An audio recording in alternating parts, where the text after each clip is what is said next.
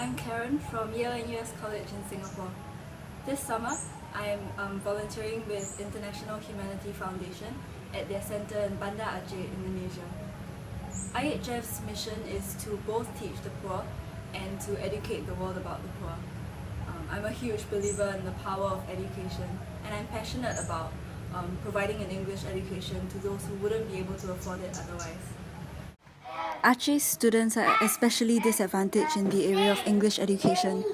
They receive less English education than their counterparts in the rest of Indonesia, so they really lose out in terms of getting international education, scholarship, and job opportunities. This centre gives after-school enrichment classes to those who wouldn't be able to afford it otherwise, and I'm fortunate to witness how the kids' lives are really influenced for the better just by spending a few hours a week with volunteers from all over the world who care about them and who speak to them in English. So this is our centre. Let me take you on a tour. This place used to be an orphanage, so it's actually a house and it has a very homely feel. We use this outdoor classroom sometimes. Now we are entering the house and we are approaching classroom 2 where Anggara, a local volunteer, is teaching math. This is the living room and the children play Uno and puzzles and stuff during break time here. This is classroom 1 where I teach the junior high and grade 3 students English. That's the field where kids play soccer and Dustin plays frisbee. Sometimes you also get jambu.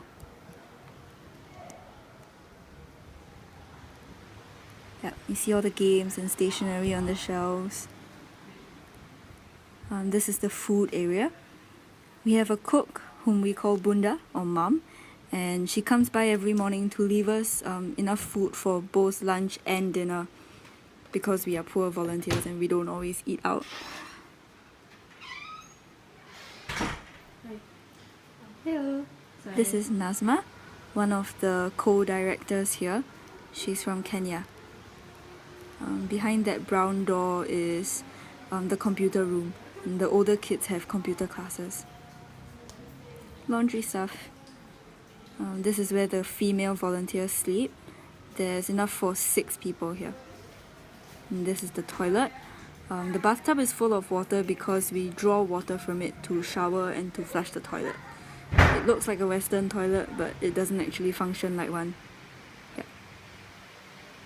I only arrived in Banda Aceh on the 1st of July, but my schoolmate Ilya had already been here for 6 weeks, so I had the fortune of observing her lessons during my first few days here. I want to see sakura flower. Okay. I want to see Big Ben. Yes. Because Kenapa Big Ben? I want to see nengok semua. Rizky is writing a letter to his sponsor Peter.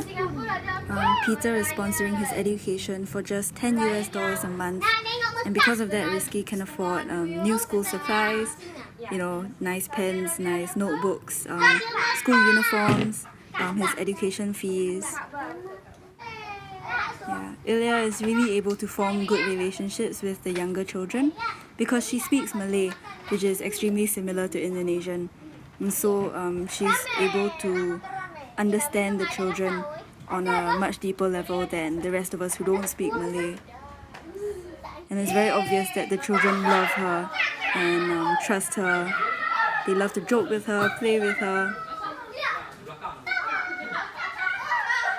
It was a lot harder for me to connect with the children, but I brought them toys from home, which they seemed to really like. They had a lot of fun playing with them, running after them, snatching them from one another. I don't know. However, it's also really easy for us to form bonds with the senior high students and local volunteers because they speak a lot more English and because they see us more as friends than teachers. On this day, we went with the senior high students and a few local volunteers who used to be students with us to the nearby mall Suzuya, which is also the biggest mall in Banda Aceh, because Denise from Mozambique was leaving for Thailand the next day. Wow. Come on, party, let's go party. Ah, ah, ah, yeah. Come on, party, let's go party. Oh, oh, oh. Nobody gonna turn right round.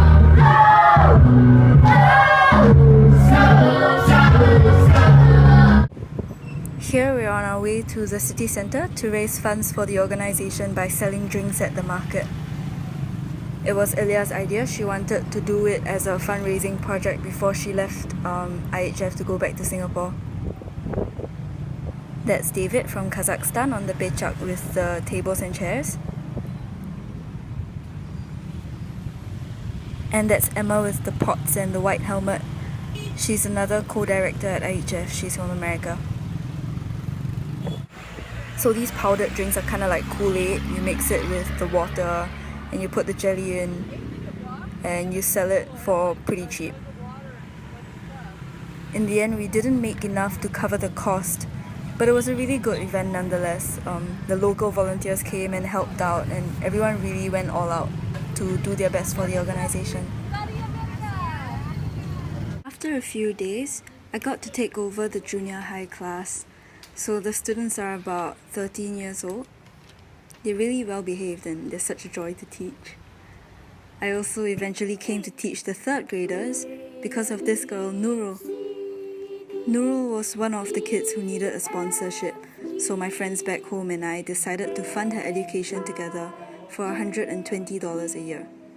Nurul is 9 years old but still unable to read and spell, and apparently she has an extremely hard time in school. I wanted to help her be a little more comfortable with the alphabet and with reading during my time here, so that she would be able to grasp some of what's going on in school. She really liked the alphabet song. She kept wanting to do it again and again. Yay! Say, my name is? Initially, she immediately shied away from letters and words, but I hope she's less afraid of them now. Sometimes though, the kids are really hard to handle. This is Max from Germany, who has had to teach a few really difficult classes because the kids just don't pay attention even though he tries really hard to make it interesting for them. Sarah? Sarah, do you want to read? Messi? But I mean, the kids just had a whole morning of school and now they're here in the afternoon for extra classes. Their attention span must have worn out too. Teaching is exhausting and sometimes we really need a break. This is Lampok Beach and we visit it once in a while. It also sells beer after dark.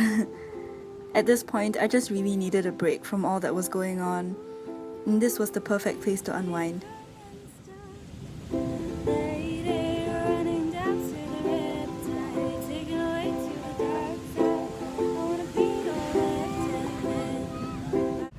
A few of us also went with the local volunteers to Sabang for a really short trip.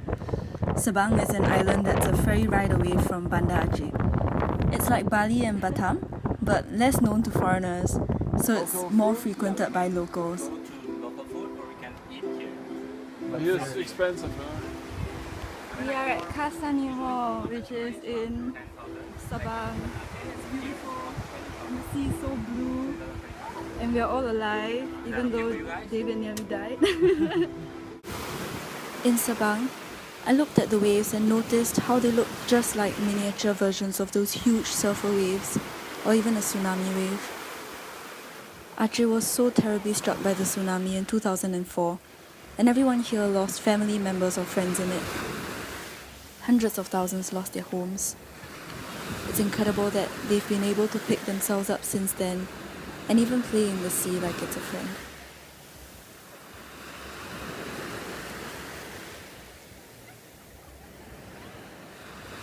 Celebrating Hari Raya Idul Fitri here was amazing. We went down to watch the parade, and people kept setting off fireworks on the streets, which is illegal in Singapore, so that was my first time witnessing something like that.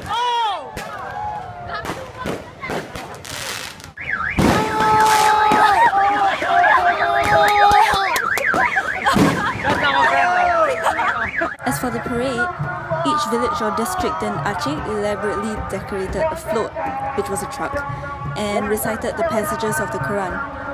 It was an amazing experience being there on the streets with everyone and being a part of this celebration. We also got invited to lots of people's houses. That's Bunda, the woman who cooks for us. Her eldest daughter, Raihan, is a local volunteer with the centre, and her youngest daughter, Dara, takes classes here.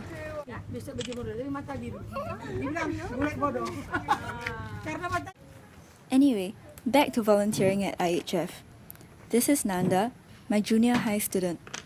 Nanda was really quiet and reluctant to do work at first, so I tried earning her favour with this Loom Bands activity, and it worked. Later on, I realised the problem was that Nanda didn't know how the singular and plural tenses worked at all. Once I explained it to her from the basics, Nanda became a lot more confident and eager to learn in class.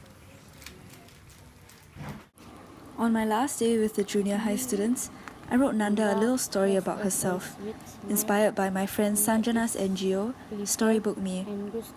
I hope this will encourage Nanda to keep reading and being a great student. I also wrote one for Michael, another one of my junior high kids. Michael's the smartest kid here. He learns things so quickly. I was lonely and I had no students. Michael was always here. Michael's great at drawing and he wants to be an architect. I know he's got amazing things ahead of him. Leaving on Thursday. It's my last few days here and I'm buying supplies for the centre as a parting gift. Tissue paper, dishwashing liquid, detergent. I'm supposed to wash the toilet before I leave. And then I leave. And then what? The children will grow up and continue to learn along the way. Nurul, who now knows the alphabet song. Nanda, who now understands when to use is and are, do and does. Michael, who's a little less shy about his dream of being an architect.